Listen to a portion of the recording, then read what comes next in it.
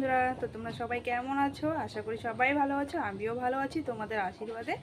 তো আজকে আমি হাঁসের ডিমের ঝোল করবো ছোট আলু দিয়ে। আজকে আকাশটা একদম সুন্দর, ড্যাম বেশি গরমও নেই, যার জন্য আমি হাঁসের ডিমের ঝোল করব।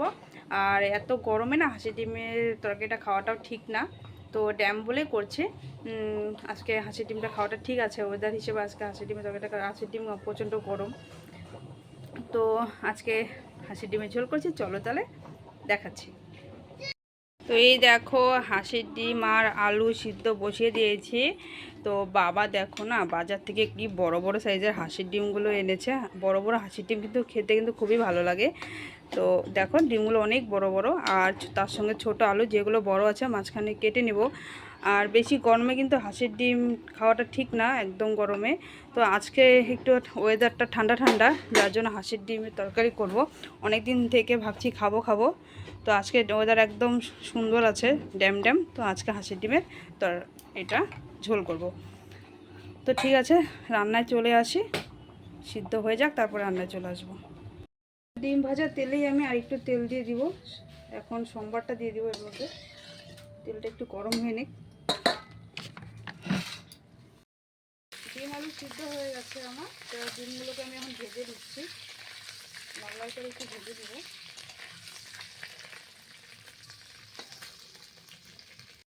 তো ডিমগুলো ভাজা হয়ে গেছে, তো এক এক করে আমি নামিয়ে নেবো। দেখো লাল লাল করে ভেজে নিয়েছি।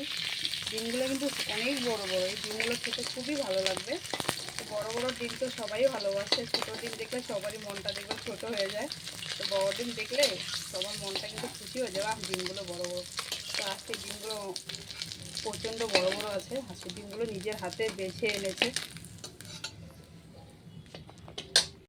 গরম হয়ে যায়, তেজপাতা দিয়ে দিব, জিরে দিয়ে দিব, তারপর কয়েকটা রসুন দিয়ে দেবো গোটা গোটা। এখন এর মধ্যে আমি আলু সিদ্ধ করা আলুগুলো দিয়ে দেবো। তো আলুগুলো এর সঙ্গে ভেজে দিব, পেঁয়াজও দিয়ে দিব। একবারে পেঁয়াজ আর আলুটা একবারে ভাজা ভাজা হয়ে যাবে। পেঁয়াজগুলো দিয়ে দিলাম, আলু পেঁয়াজ দুটো একসঙ্গেই সুন্দর লাল লাল করে ভেজে নেব। তো দেখো এইদিকে আমার ছোটো আলু আর পেঁয়াজ সম্বার দিয়েছি, সব কিছু একসঙ্গে। তো সব আমার ভাজা ভাজা হয়ে গেছে। এখন আমি আমাদের যে মশলাটা দিয়ে দেবো। তো এই দেখো আমার আলু ভাজা ভাজা হয়ে গেছে, আলু পেঁয়াজটা একদম সুন্দর লাল লাল করে ভাজা হয়েছে। তো এখন আমি মশলাটা দিয়ে দিব। এর মধ্যে রসুন, আদা, পেঁয়াজ, জিরে, ধনে সব কিছুই আছে। এই মশলাটা আমি এখন এর মধ্যে দিয়ে কষাতে থাকবো। লবণ দিয়ে দিব, লবণ দিয়ে দিব 1 চামচ।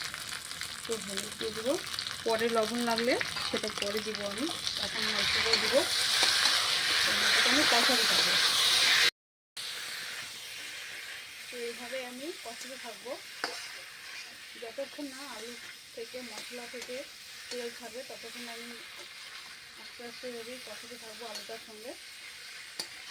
আর এইদিকে দেখো আমি গরম জল বসিয়ে দিয়েছি। এই গরম জলটা এখানে আমি দিয়ে দিব। যখন মশলাটা কষানো হয়ে যাবে গরম জলটা দিয়ে, গরম জলটা দিলে ঝোলটা তাড়াতাড়ি ফুটে আসে।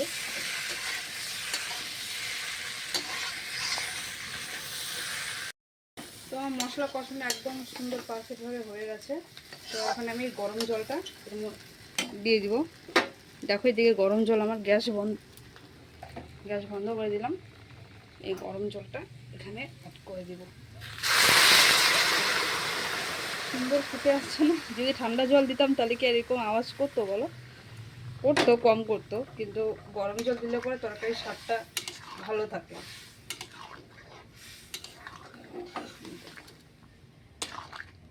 আমি এর মধ্যে আরেকটু জল দিয়ে দিব।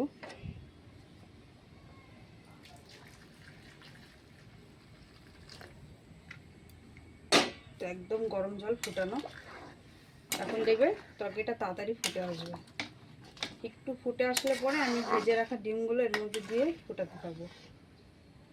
ফুটতে থাক ঝোলটা। তো আমার ঝোল দেখো ফুটেই আসছে অনেকটাই, আমার ঝোলও হয়ে আসছে, 80% হয়ে আসছে। তো আমি এখন এই ডিমগুলো দিয়ে দেবো এক এক করে। ভেজে রাখা ডিম দিয়ে দিব। তো এই দেখো এই একটা ডিম অর্ধেক, এই অর্ধেক ডিম আমার বাবা খাবে। কেন খাবে জানো? আমার বাবা না গোটা ডিম খেতে ভালোবাসে না, বলে কি মাটি মাটি মাটি, না এটা দিব না এখন, মাটি মাটি লাগে। এই জন্য বাবা বলেছে যে আমার ডিম 2 টুকরো করে ঝোলে দিবি, না হলে আমি খাবো না। তো বাবা এইভাবেই খায় সবসময়।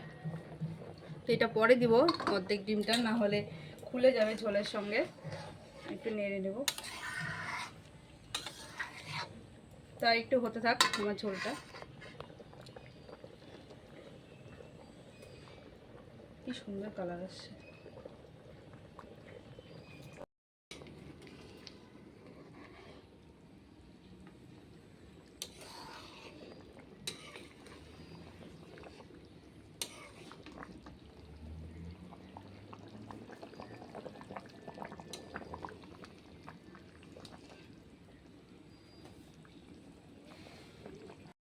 তো দেখো আমার ঝোলটা হয়ে আসছে, এখন আমি নামিয়ে নিব। এই যে গরম মশলা, এটা কিন্তু আমার বাড়ি করা গরম মশলা, আমি প্যাকেট মশলা একদম ইউজ করি না।